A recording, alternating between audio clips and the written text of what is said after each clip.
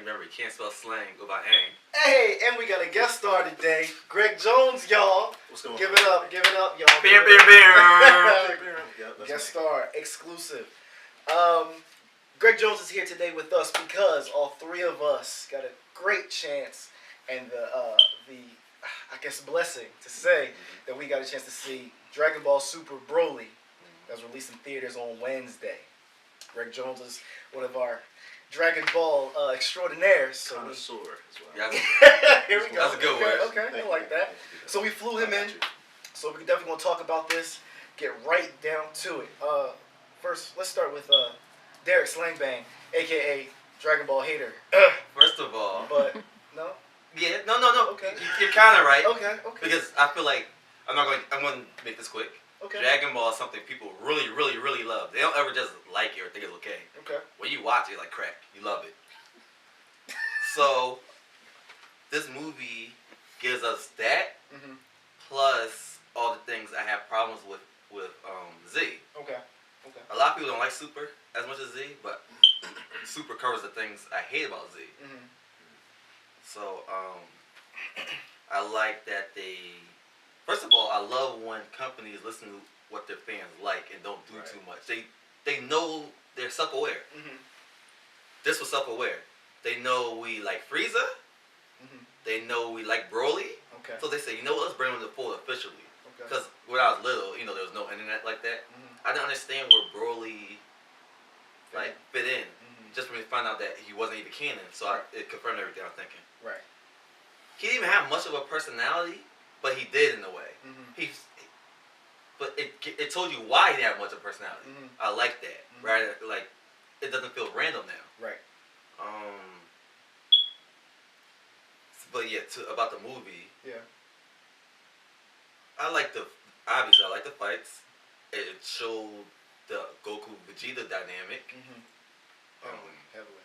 Even with little things, whether it's dialogue or the fight. Like, there was one little part that it hit me kind of like a video game tag team, like a Marvel vs. Capcom type thing. It was the part when he was like, "Don't fall behind Vegeta." I forgot what he said. When they're flying in the lava and I think they're attacking Broly. Yep. And he said something. I wish I could remember. I should have wrote it down. I was in theaters. I couldn't. So rewatch it. Just rewatch it. Yeah. Watch it again. But it's like just the way they talked. I was like, yeah, when they really wanted the tag team combo, they're really good at it. Yeah, so like I said, cover everything I don't hate Dragon Ball Z, but cover all the things I didn't like about Dragon Ball Z. So for me, since it's an anime movie, I gotta give it. I'm sorry. Since it's an anime movie, I judge it differently than other theatrical releases. You gotta judge it with its own genre. Right. So for it to be an anime movie, I give it an A-. Okay.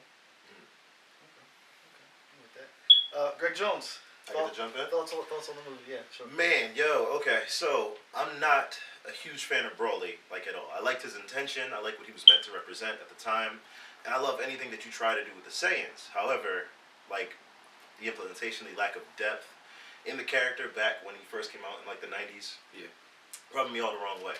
Now, same. Right, the first movie though, the drawing was great, I thought, the animation was perfect, and seeing how his idea resonated with other characters, the fear that you got to see in Vegeta, that spoke volumes to me, because I always ran with the concept, imagine if, we all, we know horror movies, imagine if somebody was like, yo, Jason is right outside, right now. He's outside, he's heading up with people, and, but y'all never saw none of the Jason movies, but I saw it, so I'm just like, yo, Jason out there, y'all like, all right, cool, let's get it. I'm like, yo, y'all gonna fight Jason though? Right. That's what y'all about to do. Right. No, I'm gonna stay right here. I'm good. That analogy there, seeing that depth in that character, Vegeta, and I'm a Vegeta fan. So seeing that, that was a major, that was depth at the time where there wasn't that much depth in these Dragon Ball Z characters. So what this movie did for me was it brought everything full circle, and using such a character that I didn't think that would be possible with. Then there's the love they showed to Bardock, that resonated with me too. So. Yeah, I like the treatment that they gave a lot of the characters, and this was one of the first, probably the first, that Vegeta didn't get wrecked, and he got love, he got money for a solid chunk of time. I love that. I liked everybody getting their fair share, and they left the ending open-ended. So I thought that was great too, because that means we might get to see Broly in Super or whatever comes after where we're at now, where we left off at after the Tournament of Power. What I like most about the movie was the depth, the growth. I'm like married to the concept of growth, so I like that, and the artistry, and like when they, oh my god, the fight between him and Gogeta, like when they both clash, Yeah. and it was in another dimension. Like I like the questions that we have now, like the questions that we have, like were they really fighting in another dimension, and like was Goku using Hit's moves when he was holding Broly? Like that was Hit's move right there. I don't care what nobody say. We can debate, but that was Hit's move. That was Hit's move. Yeah, I'd say, believe it or not, though, I would give it. I'd give it like a B plus, A minus. But that's good. I don't want to do that whole like I'm gonna just hold it in the anime genre. In the anime genre, yeah, I'll give it an A plus. I'll do that. But like stacking it against other movies, like I really want to see how like this stacks up against a lot of the stuff that Marvel's done. Like before we left, I was asking like, yo, but how do you think this is gonna do against like whatever happens with Endgame? How do you think this did with like up against Infinity War? It's a stretch to like compare the two because everyone hates the Goku versus Superman argument, but like for me, it's just like the art form of like storytelling and everything like that. How does this storytelling go up against what's being done in Marvel right now? And I think what just happened was something major. So I'm here to talk about it. Can I throw something in real quick? By all means. That's a great question you asked actually, because I think for me, what set. Well, like I'm right now talking about Dragon Ball's contributions. I think Marvel and American media taking from Dragon Ball Z made it better. Okay. Like, I'm a noted X-Men hater, so I think Captain Marvel is Goku, in a way. Yeah. So I feel like them taking from Dragon Ball, you know, as far as the fight choreography, made it a lot more entertaining. But we could talk about that on a different video. I'm here for all that. Yeah, I just thought we'd throw that in since we're on the Dragon Ball Z thing. Right, because I mean it does. There are like bridges between both. Yeah. Fair enough. Yeah. I don't think those bridges existed that much back then, though. So, I mean, well, now with this movie, you can see a lot of the similarities now. Yeah. But you like that? Crazy. Oh man, where am I at? Okay. I'm gonna break it down. a little bit. Man. So, first, let's start with characters. I loved pretty much every character in the movie and how they were portrayed, how they moved, how they spoke. And even to go even a little bit deeper, the voice acting was top notch. It hasn't been. I was telling Greg off camera. It hasn't. The voice acting, Chris Sabat, Sean Schemmel, they kind of got a little lax with Dragon Ball Super because they didn't think that it was going to keep going after the Buu saga. So when I started watching Super, I was kind of like, I'm not really feeling this animation. I'm not really getting that feel of Goku and Vegeta from them, Piccolo, all of them. But like this movie right here took me back. It took me so back. Like they definitely put their foot in this voice acting. Like it was perfect. It was perfect. The script was written very well. Yes. And that's so tough for an anime movie. Not even just anime, but movies is just so hard because you have to wrap everything up within about an hour and a half, 2 hours. But I love the fact that me and Greg were talking after the movie of how mostly it brought everything full circle. You know, the first half hour of the movie, we getting all this backstory. We don't really get a lot of that in movies in general. Like, you know, Dragonball, we got a whole, right, so we got a whole 30 minutes, maybe 40 minutes of just backstory. Goku's dad, Goku's mom, which we've never seen before in animation. We've got, you know, we saw young Vegeta. We saw where Paragus lies, where, you know, Broly's father, where Broly was, how they felt about Paragus. It gave Broly and Paragus just story and depth and reasons to be how they were. Where the first Broly movie, we didn't really get that. They implied it, but it was up to the imagination. Like, oh, Broly's mad because Goku made him cry.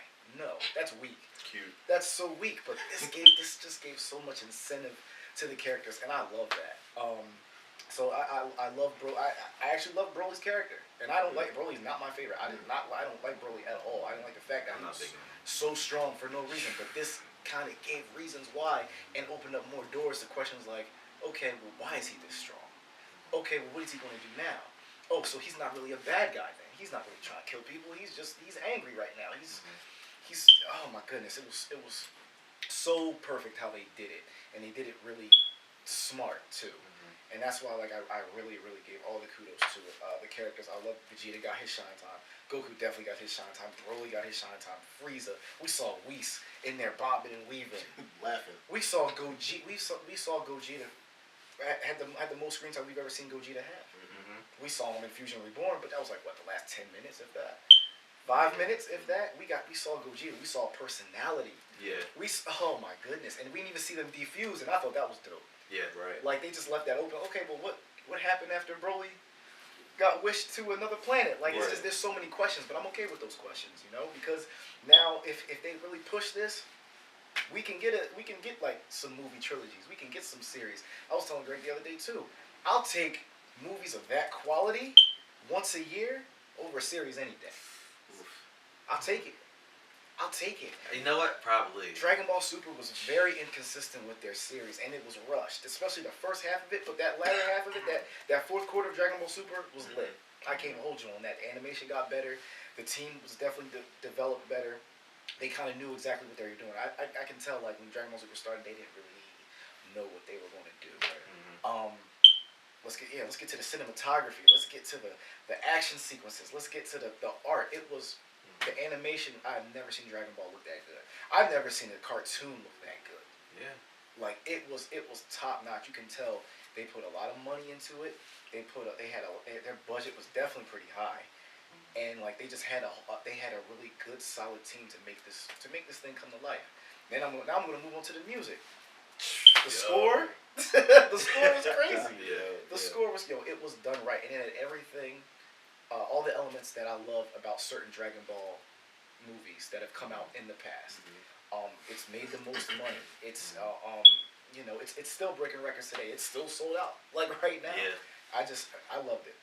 I loved it. My expectations were definitely higher than normal, but it definitely exceeded those. Oh man. You know me. My expectations be like,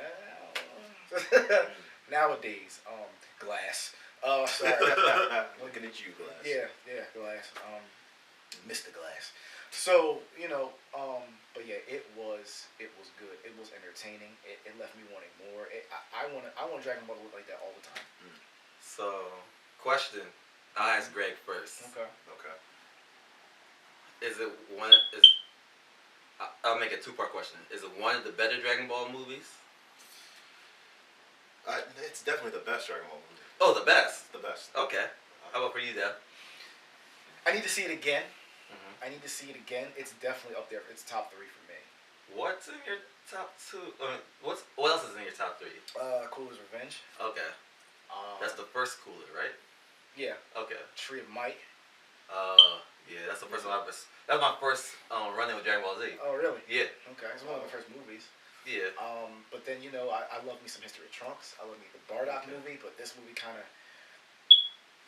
it definitely retconned it, but there was a saving grace because there was definitely a scene right before Frieza blew up Planet Vegeta, where you see Bardock.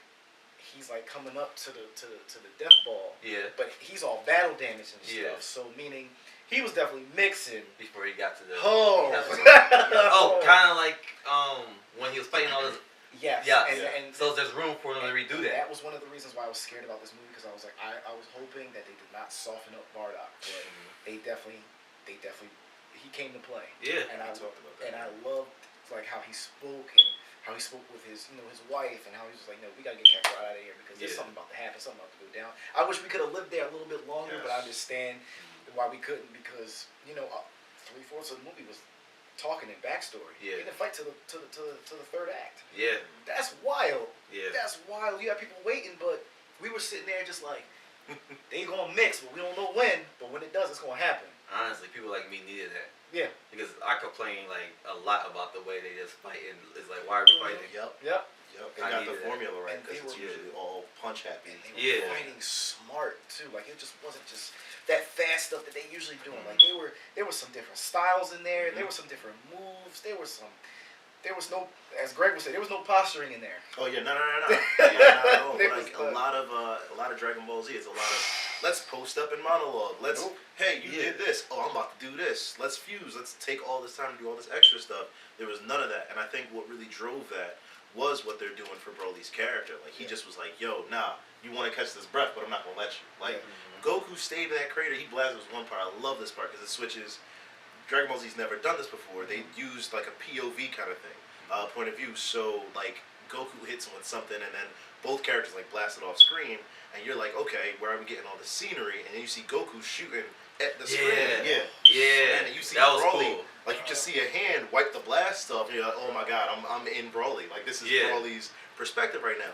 And then he hits Goku, sends Goku into a crater, and when he pulls up, Broly pulls right up on him. Doesn't waste any time. Flies right into the crater, and Goku's sitting there like, oh man, that hurt. He's like, nah, we ain't done though. I still got some more combos. And like, that was his mentality. He kept that same energy the entire movie. There was no, I'm not going to let you catch this breath. I'm not going to let you charge up a mean one. I'm not going to let you do none of that. We're just throwing all hands. And that's how a fight between Saiyans should be. Like, these are the most bloodthirsty warrior race. Like, that's them. And they did it perfectly. They got the formula right. It was like equality between proper story development and combat. And that was, they never balance it out that well. They never do that. They just nailed it just now. You know one thing I was missing? What's that? Ultra Instinct. Oh my god. I'm not saying in a bad way, but I like how it's like he doesn't know how to use that on demand. Yep. And it makes sense too. Yeah. It's a new form. He just picked it up. Like, now they're just there. So I like that, because then it would have been, now Goku's broken. Why are we even fighting anymore? Why is it still a fight? Yeah, because it's supposed to make him unhittable pretty much. Exactly. Yeah. Exactly. I think that's the other part I liked about it, was that like Broly wasn't broken. You find a weakness in him early. Like it's pretty much like without like getting into too much detail, it was kind of like Vegeta. He was testing him. The whole first part of the fight was like, yo, Vegeta's playing around, but you see it kind of get out of hand, and it's like, without saying anything, these two Saiyans had a conversation with hands, and I think that was beautifully done. And then Vegeta was just like, okay, he's not hearing what I'm trying to tell him. I'm annoyed now.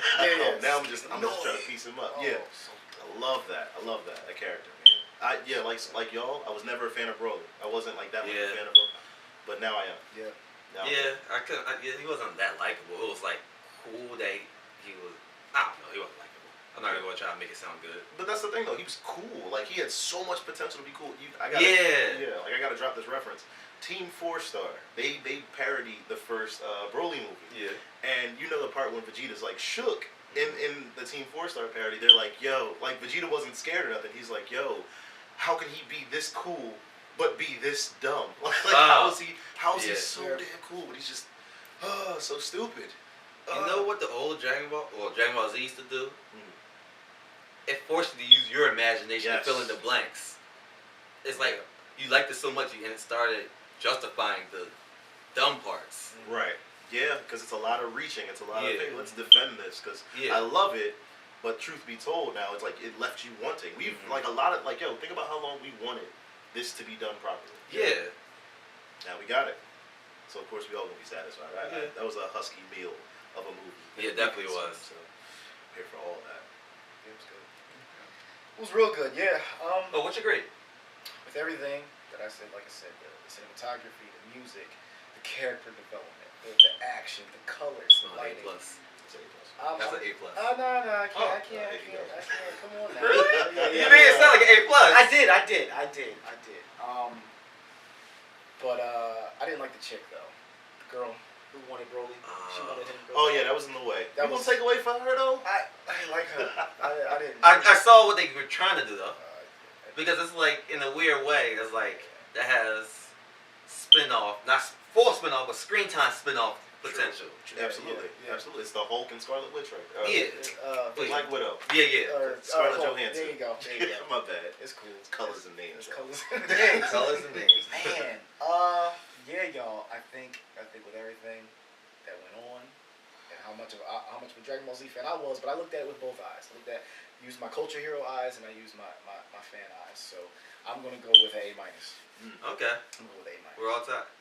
So yeah, you gave us the grade of how it stacks up against other movies in general. How would it stack up against other anime movies? I think it definitely stacks up against all movies that hit the cinemas and anime movies. I mean, they said right now it's 5th in line for like top grossing anime movies to hit theaters like ever. It's 5th. Man, I don't know what the first 4 are, but I think it might beat that because man, it's maybe the classic ones. and the ones that aren't based off of probably like Spirited manga. Away. Yeah. Or maybe Akira. Phew, to do that to Akira though, that's husky. Yeah. Husky. I'm saying they're on the list. I don't know how. Oh no, I'm just saying if this Good. beats Akira, That's good. Ooh. Yep. The anticipation, the trailers, the press conferences that they held, it all it all made you hype for the movie, but then which made my expectations high, and then it just went through the roof. There's no reason Dragon Ball Super should be better than Split. I mean, Glass. That makes no sense to me. Right. Are we having this conversation? Because I agree.